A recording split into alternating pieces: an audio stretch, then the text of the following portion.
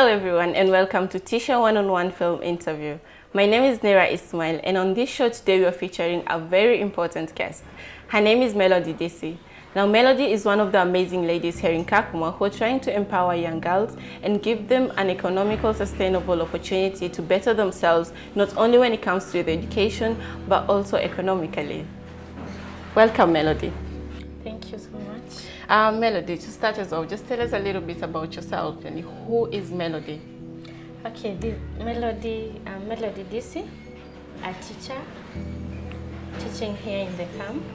And Melody is a lady who is so passionate about the girls, who is passionate about making sure our girls are in school, our girls are comfortable, our girls have all the needs they need, be it in school or back to the community, and also passionate about raising the esteem of our girls and empowering them both in their skills or in their academic perspective. Yeah. That was a very comprehensive explanation of who Melody is. Thank you so much, and I really appreciate what you're doing to our girls here in Kakuma. To start us off, I am aware that there's a project you're running in the schools. Yeah. Could you tell me a little bit more about that?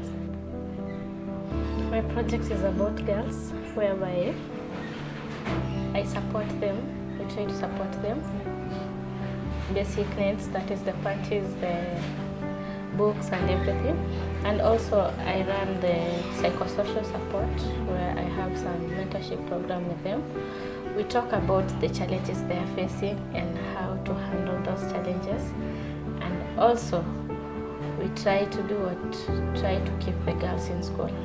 So I looked at the challenges they are facing that is not keeping them in school, being the fact that I'm a teacher and I'm a woman. Our population of girls was very low. It was at least 20%. So I started by looking at what is it that is keeping them away from school. So I did a research and saw that they were not getting support, maybe sanitary towels, lack of the books, pens, and everything. So, good enough, I joined the KEEP project, then supported by Windle, which was providing for us the books, the sanitary towels, and the basic needs, basically for the girls. And in that, we partnered with my colleague, who by then was Madam Gloria Mugambi, and we started doing the remedial classes, that is on weekends, for the girls who are very low, so that we can only help them in languages they can be able to communicate. There we were supported by books, pens, and the sanitary towels, because some of the girls say that they are not coming to school because they couldn't, when they are in their menses, they don't have the sanitary towels, so they have to be at home until everything is over. That's when they can come to school. Yeah. It is quite inspiring what you're doing, and now this begs the question, when did you start and why? What was the inspiration behind you wanting to help these girls? I started this thing back in 2019, and what pushed me to starting this thing, the first thing is the low turnout of girls in school. Then secondly, it is the fact that I'm a girl and I was once empowered to be who I am right now. So that one really encouraged me. Secondly, I saw a lot of potential in the girls, but they were not supported. They didn't have that self-esteem, they didn't have that morale. So that one really pushed me to help them. And in that, I can say that I've really seen some change. So far, so good. You've really talked about how girls are not supported, how they're not given they don't have the self-esteem to be more than what the society dictates them to be. And it got me wondering, what is the state of girls in Kakuma? Okay, girls in Kakuma is that they are believed, or they are told that they're just meant to be in the kitchen. So they believe that if they're good in the kitchen, there's no need for them to be in school and be empowered. And we believe that education, as it right now, yes, talent can help, but with some education, you'll go far. So they believed that they should be cooking for boys as boys go to school. And for them, they'll get husbands that have money and they'll be able to do what? To be prosperous. So that one really pushed me to tell the girls that in the current world, there's no man who wants a girl who has not gone to school. A man wants someone who can give out maybe 50 or 30% as he looks for the other percentage, not someone who will be asking for everything. So I think that's what pushed me into being into the girl child more than how I support the boy child. I mean, I'm not sure about you, our viewers, but it shocks me that we are still in this modern age, yet girls are still considered to be in the kitchen, at home, cooking, and not in schools or being empowered and trying to gain some things for themselves. When you started this project, this initiative that you're doing at the schools, were you working alone, and right now are you working with someone? When I started this project, first we got a support from a project by the name Keep with Windall. Yeah. And in this project, we were with my colleague by the name Gloria Mugambi, yeah, where we, as I said earlier, we could conduct the remedial classes for the girls and follow up on their coming to school. Secondly, we got support mostly, I can say by then my principal, Mr. Kyoko, also really supported me, whereby whenever I thought of getting a case whereby I follow up on the coming to school of a girl and get some issues, when I approach him, wherever he has the help, he will always help me. So support has been coming from mostly the organization I was working for, that was Windall then. So that was the support. Secondly, I used to get some support from an organization called IPOA. This IPOA used to provide for me some sanitary towels for the girls, some books, that is the set books, some shoes, the socks, and the panties for the girls. But currently, they went low on finance, so they can't, or they're not supporting it anymore. Yeah. What is your goal for this initiative that you're doing at the moment? I mean, do you just want to empower these girls at this level that they are right now, or do you plan on doing it lifelong, being like a lifelong thing, maybe start a foundation on it in the future? My goal about this thing is that, yes, I'm in Kakuma, and when I came to Kakuma, true to my thinking, I was so shocked on the notion about girls and how girls are carried in Kakuma. And I was so pushed to start this project. And it is not that I'm just doing it because I'm in Kakuma. I'm really passionate about it. And I was thinking of writing a project to different organizations that support livelihoods, that is Peace Winds and DRC, so that they could support me. We can start a project. We have our girls, yes, they go to school, but after school, what next?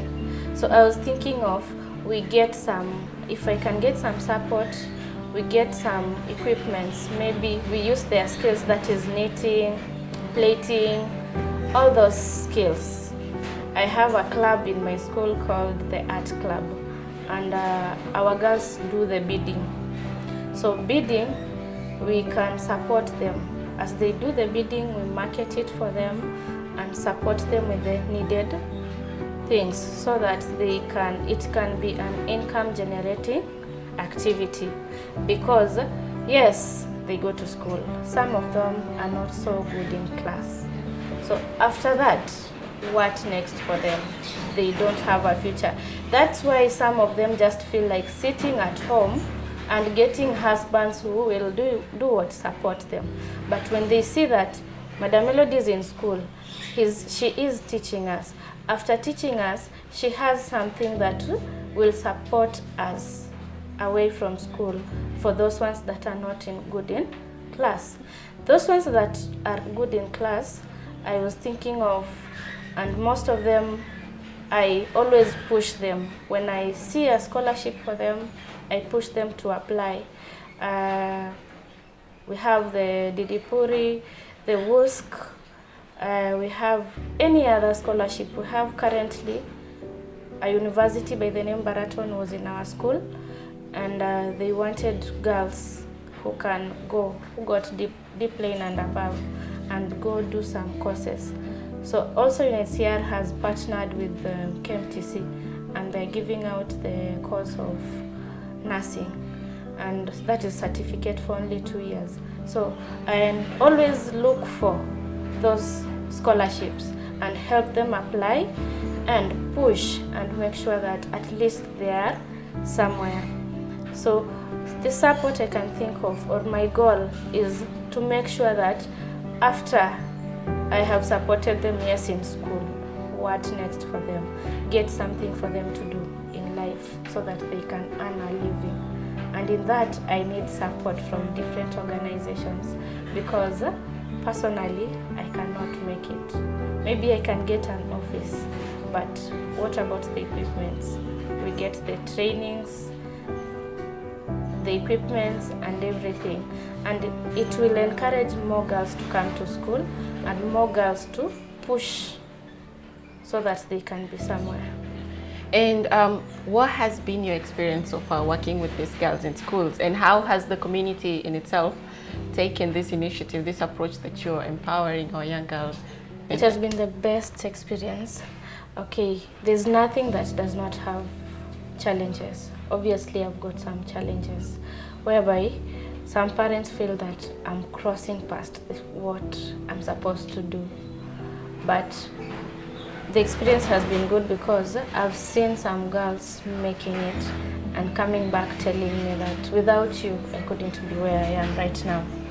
At the same time, I've got some challenges whereby I don't have support.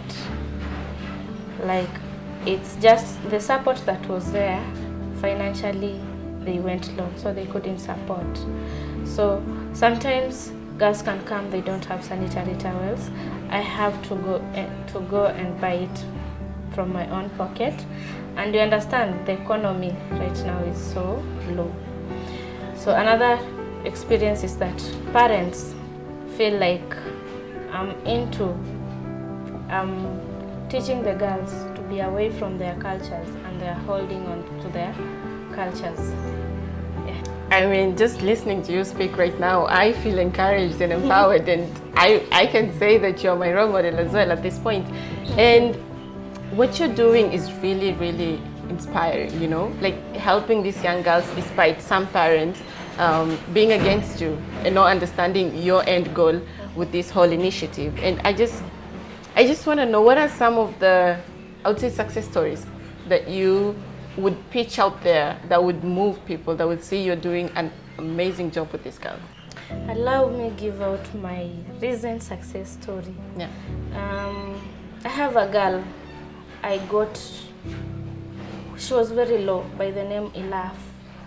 And this girl could not even write her name, could not do anything. So when I got to Greenlight, I was so encouraged by her.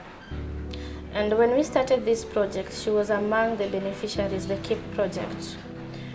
We used to encourage her. She was so low in self-esteem. She couldn't talk in front of people.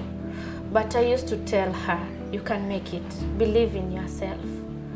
And in that, I can say that Elaf really improved. We have these science subjects. When you come to school, you'll never get, when we have contests, you'll never get a girl in those projects. But Elaf used to try. And I used to encourage her.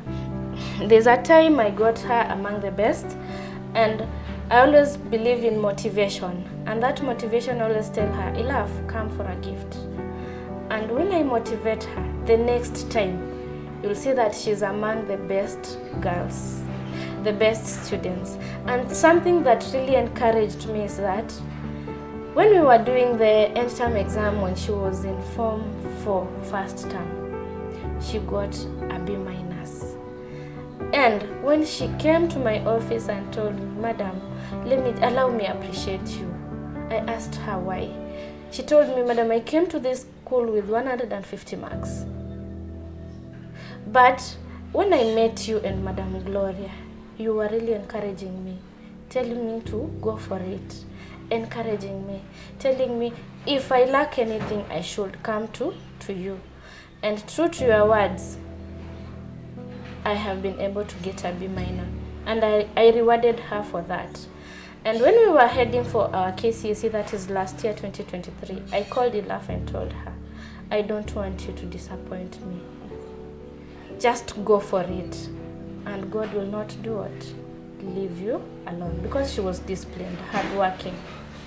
And when the results were coming out, I had really even saved her index number in my phone. So I sent for her results, and Elaf had gotten a C minor in her KCSE.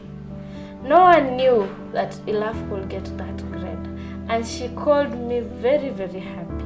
I really congratulated her, and the other day we were with her in school just to encourage the girls. I have another success story of one of the students who went to Downey, the scholarship, window scholarship. Currently she's in Canada by the name Ekon Juach. I met Ekon when she was very low. She had challenges in the family, whereby she was telling me, I can just tell some few because it's not good to expose. She's born in a family of only girls, and their father used to despise their mother because she couldn't give birth to boys, and it is believed children are only boys but not girls. So the father left them and went for another wife. So she was the firstborn girl. Everything was on her neck. And the mother was also bitter because she feels like her problems comes from her giving birth to these girls. Were it not for these girls, she couldn't be going through what she's going through with the father. So I encouraged Ekon, and Ekon went to Butere Girls, and she learned. When she used to close, she comes to green light and tells me, Madam, I'm okay and everything. When she cleared, by then I was transferred to Kalobeye, and I talked to Mr. Kale. She was able to get a job as a teacher as she was waiting to go to campus. But then, good luck, she came back with me. She told me, I cannot sit in Kalobeye, and you are the person who encourages me here and there. You know, she started as a volunteer. A volunteer, you get nothing. But you see, your sisters are in school, your brothers are in school. School fees, they're looking upon you. So sometimes I could chip in. So when she came to Greenlight, by good luck, she got the job as an assistant teacher. We walked with her the journey until when she was applying. The first time she applied for WUSC, she missed it out. It really brought her down. She used not to talk, she used to cry, but I used to encourage her and tell her that good things are coming. She got a LIM scholarship, she got the Didipuri, she got at least 4 scholarships. But I told her, go for these scholarships as we are waiting for WUSC. So it was in 2022 when they were shortlisting, she was #1 in the WUSC scholarship. She came to school crying. And I can tell you that she started another initiative of encouraging not only girls but all students with other refugee teachers. They have an initiative in Kakuma 1 where they teach. On weekends, they go teach. So as she was leaving for Canada, she came to school, and she came with the mother and told her that the person who has been giving me the hope, because there's a day she came and told me, Melody, I'm giving up. I'm almost committing suicide. And I asked her this simple question. We have our own challenges. We can be working here, smiling. But in this life, there's no one who does not have challenges, and challenges are here to make us strong. So she came with the mother, and the mother talked to me. She was so appreciative, and she apologized to Akon in front of me for what she has been making her go through. And she went to Canada, and up to now we talk. She asks me how the girls are, and she also supports the other project they started of helping the students in the camp weekends to teach them and catch up with the others. Then I have a lot of success stories. Yeah, I can tell from how you're thinking. You're trying to remember all the people that you've been able to help. It's quite amazing. Yeah. So thank you so much for helping these girls. I mean, Ilaf, that's her name. Ilaf, the first lady, and Akon, who's now in Canada. Yeah. And they're both doing great, thanks to you and Madam Gloria as well. What do you envision for the next 5 years for yourself and also for this initiative? In the next 5 years, okay, I didn't anticipate to be a classroom teacher as a person. I was telling my colleague that I'm thinking of changing a career. It's not that I'm not proud to be a teacher, but I want to take a career on guiding and counseling and psychosocial support, because in that, yes, I have some skills, but that one will empower me because I have some issues and I encounter as I'm dealing with the girls. They will come to confide in me some issues, and I need the skills on hand to handle those issues. I have got some training, I've gone, but I need some more. So I'm thinking of going for a degree or a master's in psychosocial support. So in the next 5 years, I see myself among the people with my support and your support and other NGOs. I want to start maybe an NGO just supporting the girls. Not only being in school, but helping the girls know their worth. We are not just meant to be in the kitchen. We are not just meant to be wives. Yes, I don't say that girls should not be wives, they should not be submissive, but our economy, no one just wants to marry a wife who is always asking for, I don't have A, I don't have B. Everyone wants someone who will bring something on the table. And our girls are potential. It's just raising their self-esteem, telling them they can make it. Give them the small skills they need. And once in a while, appreciating them for the small things they do. And that one will make them to go for more. So in the next 5 years, with the support, I want to start an NGO that supports the girl child. The fun thing is that I'm a mother of a boy. That is the funny thing. But I'm so passionate about girls. And I've got a colleague, a male colleague, who helped me in this by the name of Elisha Odero. And we sat down the other day, and he told me that we're just singing girls, girls, girls. What are we going to do for these girls? That's when we started with this small thing we can do, the beading project, where they make the beads, maybe names, caps, and everything. And through that project, I have some friends in the art club, that is Lisa Milaroy, and who come to support us. So when they see these things, at least there's one which was bought from the small beads we bought. It was bought at 10,000 shillings. You see, this one encourages them, seeing that surely when we do this thing and market it, we are going to earn a living from this.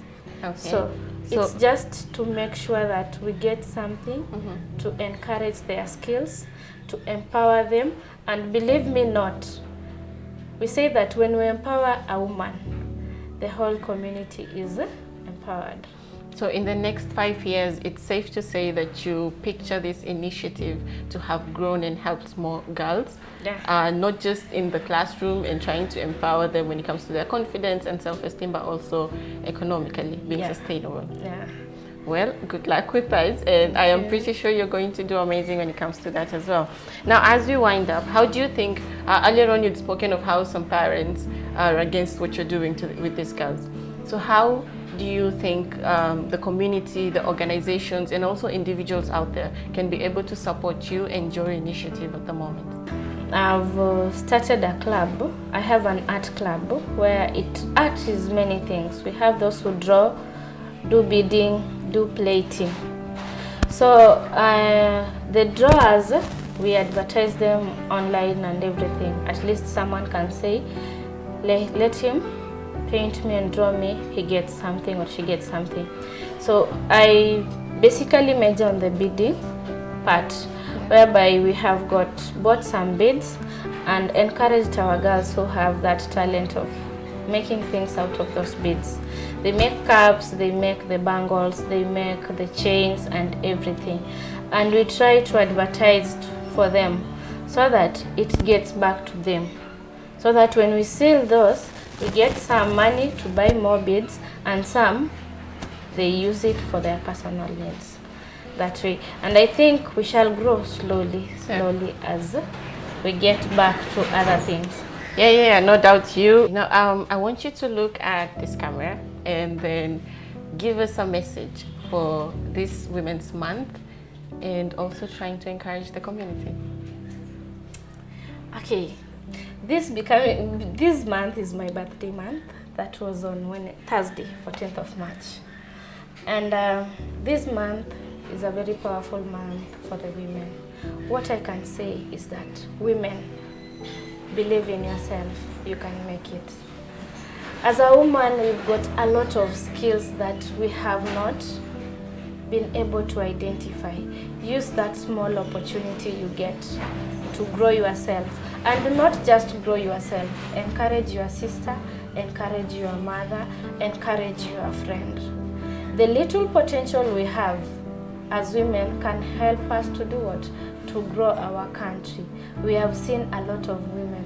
A woman who was so passionate about environment, that is a woman called Wangari Maathai, our late Wangari Maathai. She was so passionate about environment and she got a lot of support. We have Mother Teresa. We have our former First Lady, that is Margaret Kenyatta. She really supported the ladies. And we see that as ladies, when we come out to hold our hands together, we shall go far. Let us not look down upon ourselves. We have the potential and we can make it. And I can say that supporting a mother, supporting a woman is growing the society. And when you get there, remember the others in the community, because giving out to the community really helps. Thank you. Thank you so much, Melody, for that wonderful message.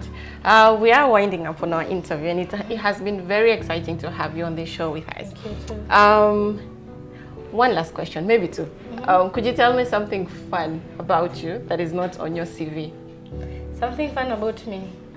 I like making a lot of friends, and I also like socializing.